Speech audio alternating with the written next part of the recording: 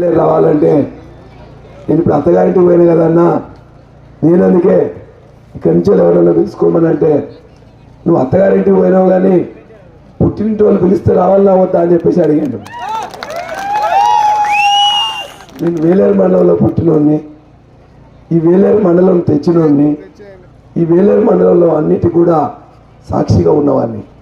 కాబట్టి తప్పనిసరిగా వేలేరు ఒకటే వస్తానంటే సోడిసిపల్లిలో అలిగిండ్రు, మల్లికూరులో అలిగిండ్రు. వాళ్ళు వచ్చేటప్పుడు మధ్యలో ఆగి 5 నిమిషాలు మాట్లాడి వచ్చిన.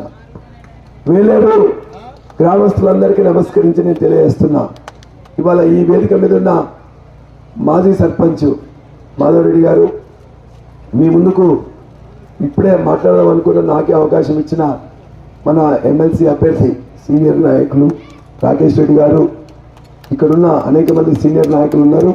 వేలేరు వాళ్ళ పేర్లు చెప్పట్లేదు కాబట్టి ఏమనుకోవద్దు. మా సంపత్ వైస్ ఎంపీతో సహా అందరు ఇక్కడే ఉన్నారు. మండల నాయకులు అందరూ కూడా ఉన్నారు. అదేవిధంగా కొండరెడ్డి రాజేష్ రెడ్డి గారు మన పిఎస్సి చైర్మన్ కూడా ఇక్కడే ఉన్నారు. మన రాధికారెడ్డి గారు వచ్చిన వారు కూడా, వాళ్ళందరికీ ధన్యవాదాలు తెలియజేస్తూ నేను మీకు 3-4 విషయాలు చెప్తాను. ఈ మధ్యకాలంలో వేలేరు దగ్గరకు వచ్చి పీసల కానీ వేలేరు కానీ కడియం సేరు మాట్లాడుతూ అనేక అవాకులు చివాకులు మాట్లాడుతున్నారు. నేను ఇప్పుడు కూడా గతంలో కూడా ఇక్కడ ఎంపీటీసీలు వేరే వాళ్ళు వచ్చినా కూడా భూపతి రాజు ఆనాడు బీజేపీ పేరు మీద గెలిచింది, కాంగ్రెస్ పేరు మీద ఒక దళిత మహిళ గెలిచింది. అయినా కూడా ఎన్నడూ కూడా నువ్వు బీజేపీ నువ్వు కాంగ్రెస్ అని చెప్పి నేను మాట్లాడలే. నా దగ్గరికి వస్తే ఊరికి సంబంధించిన పనులు ఏది కానీ ఏ పనైనా కూడా వాళ్ళు తీసుకొచ్చింది 100% చేసి పెట్టినా. నేను ప్రభుత్వంలో ఉన్నప్పుడు చిన్నతనంతో చిన్న చూపుతో నువ్వు నా పార్టీ కాదు కదా అని చెప్పేసి నేను చేయకుండా ఉండలేము. ఇది నా ప్రాంతం, పుట్టిన గడ్డ. వేలేరు మండలాన్ని తీసుకెళ్ళడానికి ఎంత కష్టపడ్డారో మీకు తెలియదు. ఆనాడు దానికి అనేక మంది అడ్డుపడ్డారు. పక్కన కెప్టెన్ సాబ్ మా ఆయనకెళ్ళి గుంజుకుంటాడు, కొత్తకొండ భీమదేవరపల్లి అని చెప్పేసి అంటే కేసీఆర్ సార్ ఫిర్యాదు చేస్తే కూడా లేదు సార్ మాకున్న గ్రామాలు మాకు ఇస్తున్నారని చెప్పేసి ఆనాడు అత్యంత చిన్న మండలమైన వేలేరుని కూడా కేసీఆర్ సార్ని ఒప్పించి సాధించినాం. అది వాస్తవం. ఈ రోడ్డు కోసం ధర్మసాగర్ నుంచి ఇక్కడ దాకా రోడ్డు వేసుకుంటే ఈ రోడ్డుకి సెంట్రల్ లైటింగ్, అదేవిధంగా మొత్తం కూడా డ్రైనేజ్ కోసం శాంక్షన్ చేయించిన. కానీ ఇంతవరకు ప్రభుత్వం పోయిన తర్వాత సెంట్రల్ లైటింగ్ కాలేదు, దానికి నిధులు కేటాయించినాం, టెండర్ వాడినరు. ఈ పక్కన ఉన్న దాన్ని కూడా అనేక సార్లు మా అన్న దగ్గరికి వచ్చి అన్న 5 ఫీట్లో 3 ఫీట్లో వాళ్ళందరినీ కన్విన్స్ చేయండి, మండల హెడ్ క్వార్టర్స్ ఇది పెద్ద కావాలని చెప్పేస్తాను. జనాలకు అందరూ తెలుసు. వేలేరు మండలం దేవుళ్ళలో కూడా ఈ ప్రాంతం వాడిని కాబట్టి తెచ్చుకున్నాం.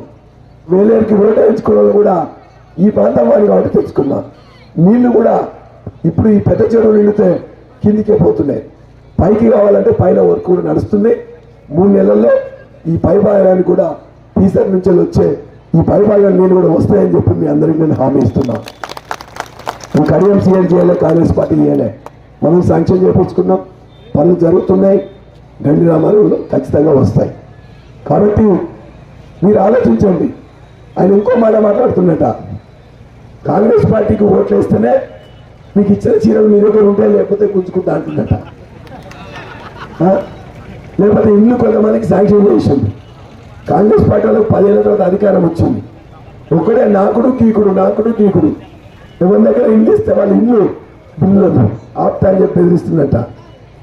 మేము ఎప్పుడు కూడా ఎవరున్నా పేదవాళ్ళు ఎవరున్నారో వాళ్ళందరికీ చేసినాం. వేలేరు నుంచి నా దగ్గరికి ఎవరు వచ్చినా ఉద్యోగరీత్యా కానీ, వైద్య రీత్యా కానీ, సహాయ రీత్యా కానీ బరాబరిగా చేసినా భవిష్యత్తులో కూడా అట్లే చేస్తా అని చెప్పి మీకు తెలియజేస్తున్నా. మా వేలేరు బిడ్డలందరూ కూడా ఆరోగ్యం రీత్యా ఏదైనా అవసరం అనుకుంటే ఇప్పటికే నాకు చెప్పిన ఏమైనా కూడా ఫ్రీగా చేస్తున్నా. నీలిమ హాస్పిటల్లో వేలేరు నుంచి ఆధార్ కార్డు పట్టుకొని ఎవరు వచ్చినా కూడా అది పరీక్షలు కావచ్చు, ఆపరేషన్ కావచ్చు, మందులు కావచ్చు, ఒక్క పైసా ఖర్చు లేకుండా మొత్తం వేలేరు వాళ్ళకి చేస్తామని చెప్పి నేను మాటిస్తున్నా.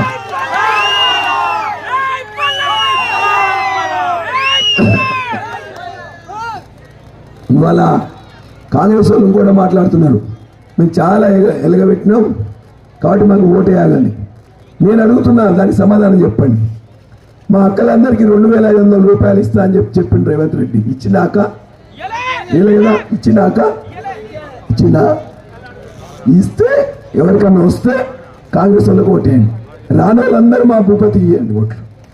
రాని వాళ్ళందరూ భూపతికి వేయండి, భూపతి ఉంగరం గుర్తుకేయండి.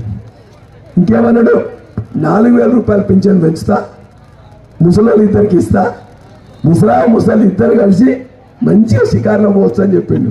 వచ్చినాయి అక్క 4,000? వచ్చినాయి అక్క వచ్చినాయి 4,000? పెద్దవా వచ్చినాయా? 4,000 ఎవరికి వస్తే వాళ్ళు కాంగ్రెస్ పార్టీకి ఓటేయండి. 4,000 రాని అందరూ మా భూపతికి ఓటేయండి, భూపతి వందరం గుర్తుకు ఓటేయండి. ఇంకేమన్నాడు రేవంత్ రెడ్డి, అయ్యో ఇప్పుడే పెళ్లిళ్ళు చేసుకోకండి, ఆగండి.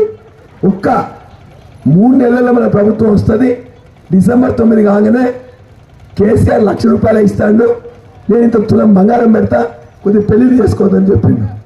తులం బంగారం పెట్టినా చెల్లె వచ్చిందా? ఎవరికన్నా వచ్చిందా చెల్లె? ఎవరు రాలేదా? 1,000 2,000 పెళ్లిళ్ళు కాలేదు, ఎవరి కాలేదా? అయినా కాలేదా? మరి బంగారం దొరకలేదా? ఎవరికైనా తులం బంగారం వస్తే కాంగ్రెస్కి వేయండి, తులం బంగారం రాని వాళ్ళందరూ మా భూపతి ఉంగరం గుర్తు మీద ఓటేయండి. అంతే కదా. ఇంకేమన్నాడు, మీ ఇంట్లో బుజ్జి కాలేజీ పోతుంటే ఒక స్కూటీ ఇస్తా అన్నాడు. అనడా లేదా? మన ఇంట్లో బుజ్జికి స్కూటీ వచ్చిందా? చెల్లెకి వచ్చిందా? నీకు వచ్చిందా బుజ్జి? రాలేదా? ఎవరికన్నా బుజ్జికి స్కూటీ వస్తే కాంగ్రెస్ వాళ్ళకి ఓటేయండి. స్కూటీ రాని బుజ్జిలందరూ మా భూపతన్న మొత్తం కూడా ఈ యొక్క ఉంగరం గుర్తుకోటేయండి.